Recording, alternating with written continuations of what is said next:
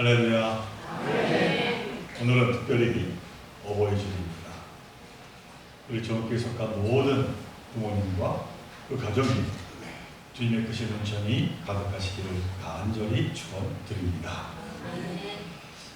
지난 목요일은 5월 8일 어버이날이었습니다만은 부모님을 찾아뵙거나 연락은 다 드리셨습니다. 가정마다 우리 부모님들이 더욱 강건하시기를 간절히 기도드립니다. 지금은 고임이 되었지만은 제 선배 목사님 가운데 한 분이 어릴 적에 상처받은 성경 말씀이 있었다, 이렇게 저에게 이야기를 했습니다. 그리고 그 말씀은 다름 아니라 누가복음 15장에 있는 그 유명한 탕자의 이야기였습니다. 아마 이 이야기를 모르는 분들은 없으리라 생각됩니다만 잠시 설명하자면 이 아버지에게 두 아들이 있었습니다. 그런데 그 아버지는 부자였던 것 같습니다. 그러던 어느 날 둘째 아들이 아버지에게 자기에게 돌아올 재산을 먼저 달라고 요청합니다. 그리고는 그 재산으로 먼 지방으로 가서 그만 방탕하게 살게 됩니다. 그리고 결국 그 많은 재산을 다 탕진하고 마침내 거지가 되고 말았습니다. 그는 제정신을 차리게 되었고 다시 고향 아버지에게 돌아가게 되었습니다. 그런데 다행히도 아버지는 집 나간 그 아들을 잊지 못하고 계속해서 기다리고 있었던 것이죠. 그 아버지는 살아 돌아온 아들을 기쁘게 맞이하며 큰 잔치를 베풀게 됩니다. 잃어버린 아들을 다시 찾았기 때문인 것이죠. 자, 그런데 그 선배 목사님은 어린 나이에 왜, 무엇 때문에 이 탕자 비유 이야기에서 상처를 입었다는 것일까요? 그 이유는 너무나도 단순했습니다. 그 당시 그 선배 아버지가 젊은 나이에 갑자기 세상을 떠났기 때문이었습니다.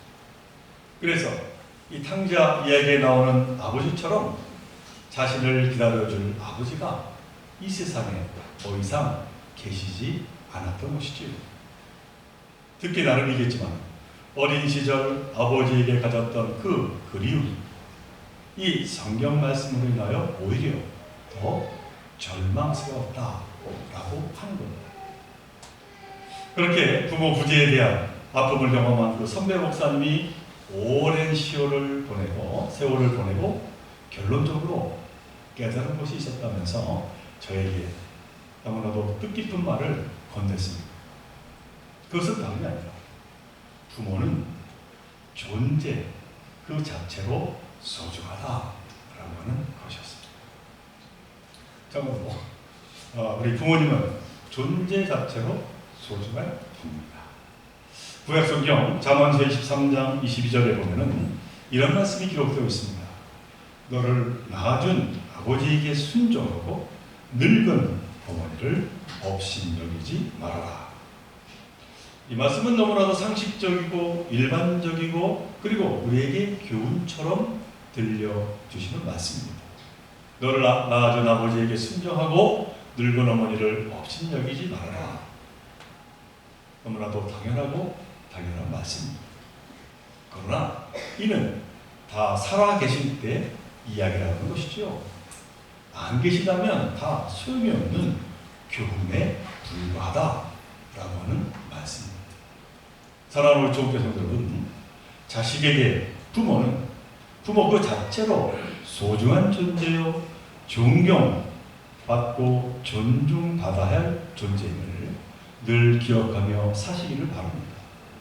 부모님이 돌아가신 후에는 뒤늦게 후회한들 다 소용없는 일이 되고 만다라고 하는 것을 늘 염두에 두어야 될 줄 믿습니다.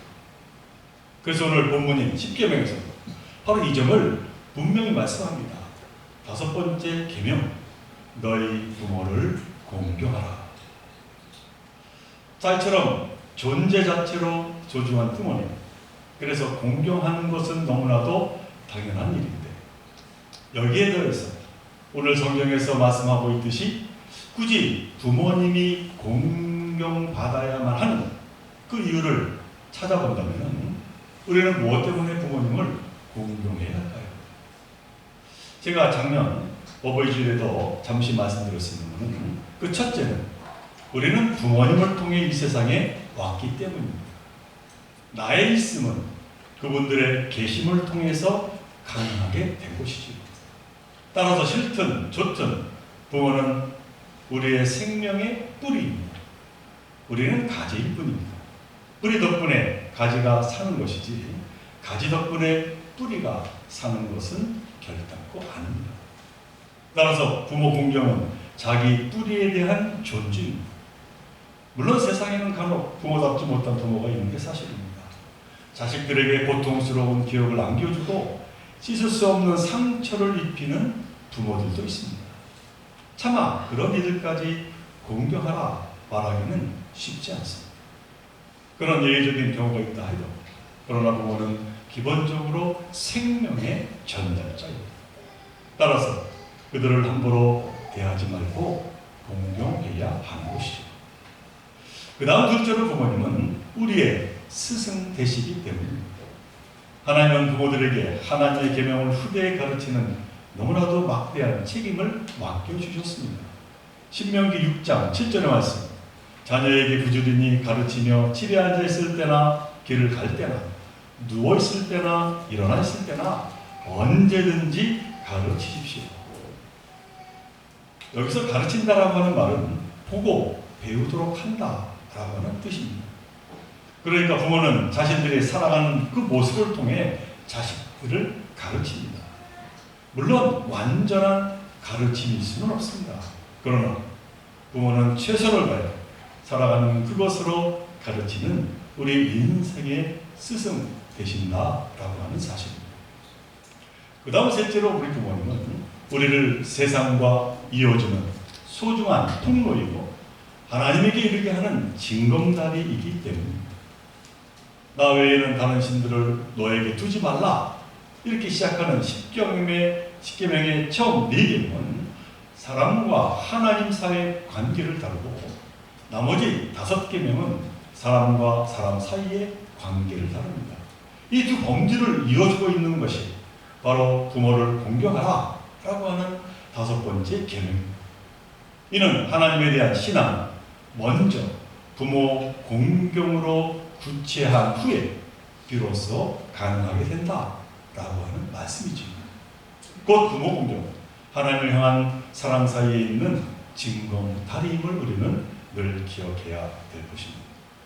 자, 그렇다면 이처럼 소중한 부모님에 대해서 자녀된 우리가 진심으로 부모님을 공경할 수 있는 그때는 언제가 가능할까요?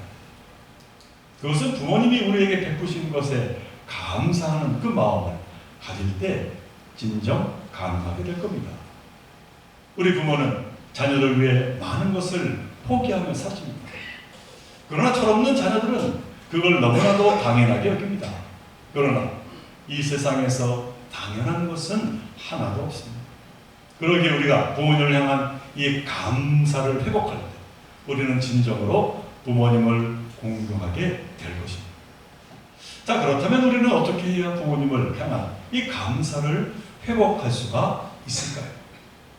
그냥 그렇게 마음만 먹으면 되는 걸까요? 그게 그렇게 쉽게 된다면 효도 안 하는 자녀들이 어디에 있겠습니까? 섭섭해하는 부모님들이 어디에 있겠습니까? 접시꽃 당신이라고 하는 시로 널리 알려진 도종환 시인의 새의 사랑이라는 시가 있습니다. 그 시인은 나뭇가지 위에 지은 둥지에 앉아 천연히 비를 맞고 있는 새를 본 적이 있다고 말합니다. 새끼들이 비에 젖을세라 두 날개로 꼭 품어 안고 쏟아지는 비를 다 맞는 어미새의 그 모습이 이 도종환 시인의 가슴에 큰 울림이 되었답니다. 새들도 저렇게 새끼를 키우는구나 생각하니 숙연해졌다는 것이죠. 하지만 이 어미새의 사랑은 거기에 머무르지 않았다고 합니다.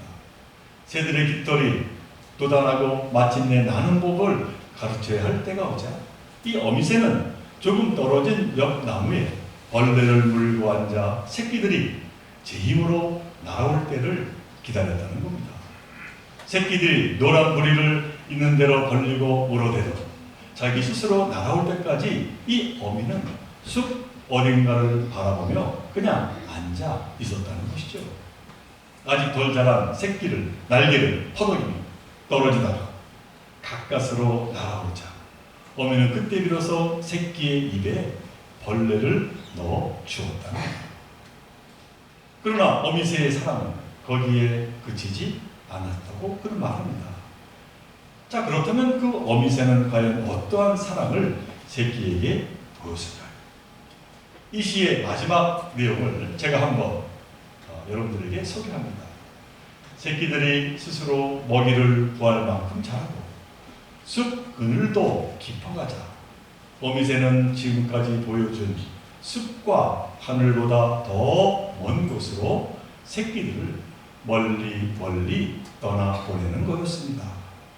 어미 주위를 맴돌며 머뭇거리는 새들에게 냉정하다 싶을 정도로 정을 접는 표정을 보이는 거였습니다. 사람이나 새나 새끼들을 곁에 두고 사랑하고픈 건 본능일 텐데 등을 밀어 보내고 돌아서는 거였습니다. 눈물도 보이지 않고 아프다는 말 한마디도 하지 않고 하는 그런 시의 내용입니다. 자그마한 새도 자기 새끼를 이렇게 키운다는데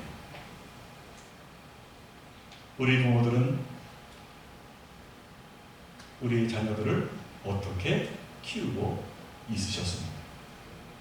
인생이 다 그렇듯이 모든 부모는 부모의 역할이 처음이기 때문에 많은 시행착오를 겪습니다. 알아서 하는 것이 아니라 하면서 알아가는 것이 부모의 역할인지도 모르겠습니다. 그러니 얼마나 실수가 작겠습니까? 그러나 우리가 결코 잊지 말아야 할 것은 부모란 결국 자식을 위해 존재하는 그 삶을 살아간다라고 하는 것이죠. 이것이 바로 부모의 운명이다라고 하는 겁니다. 그리고 이것을 자신의 운명이라고 여기며 살아가는 그런 삶을 보이는 것이 부모님이다라고 하는 것이죠.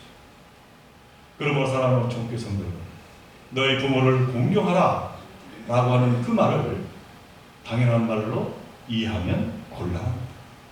자식을 위해 한평생 살아가신 부모님의 그 마음을 조금이나마 내 마음에 담을 때, 그래서 감사한 마음을 가지게 될 때 우리는 조금씩 부모님께 공경하는 그 마음이 가능해질 것입니다. 그러므로 바라기는 자식을 위해 자신의 방식대로 흔들림 없이 한평생을 살아오신 그 부모님의 헌신과 사랑을 우리는 잊지 아니하며 살아가야 될 줄로 믿습니다. 자, 그런데 이처럼 자녀들이 부모님의 사랑을 잊지 아니하고 공경을 다할 때 하나님은 그냥 두고만 보고 있지 않으신다 라고 하는 놀라운 선언을 오늘 본문은 우리에게 하고 계십니다.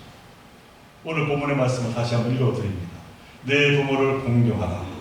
그리하면 내 하나님 여호와가 너에게 준 땅에서 내 생명이 길리라 말씀하셨습니다.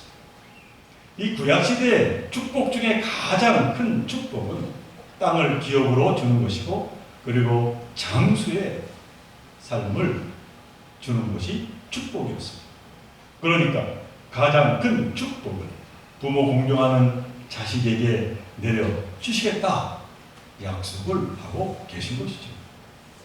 물론 이 축복을 받기 위해서 부모를 공경하라는 그 말씀이 아닐 것입니다.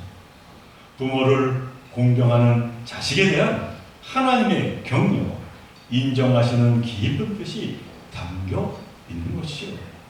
그러므로 바라기는 부모님을 공경함으로 이 땅에서 하나님께 가장 큰 축복을 받는 그와 같은 자녀의 삶을 살고자 다짐합니다. 저와 여러분 모두가 되시기를 주님의 이름으로 간절히 축원을 드립니다. 우리 함께 사랑하는 하나님, 오늘 어버이주를 맞이하여서 다시 한번 하나님의 말씀을 마음에 담습니다. 너희 부모를 공경하라. 이 말씀을 마음에 담고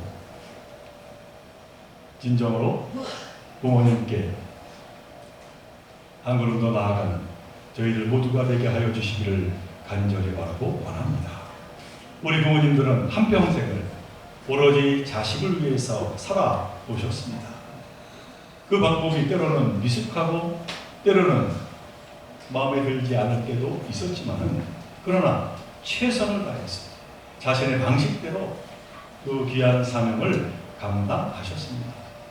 그 같은 부모님을 바라보며 저희들 다시 한번 감사하는 그 마음을 마음에 담고 공경하는 삶을 살아가는 저희들 모두가 되게 하여 주옵소서.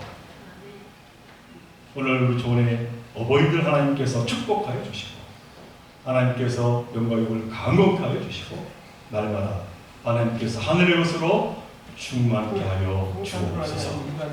이 모든 것 간절히 바라볼 때마다 우리 생명 되시는 예수 이름으로 감사 기도 드리옵나이다.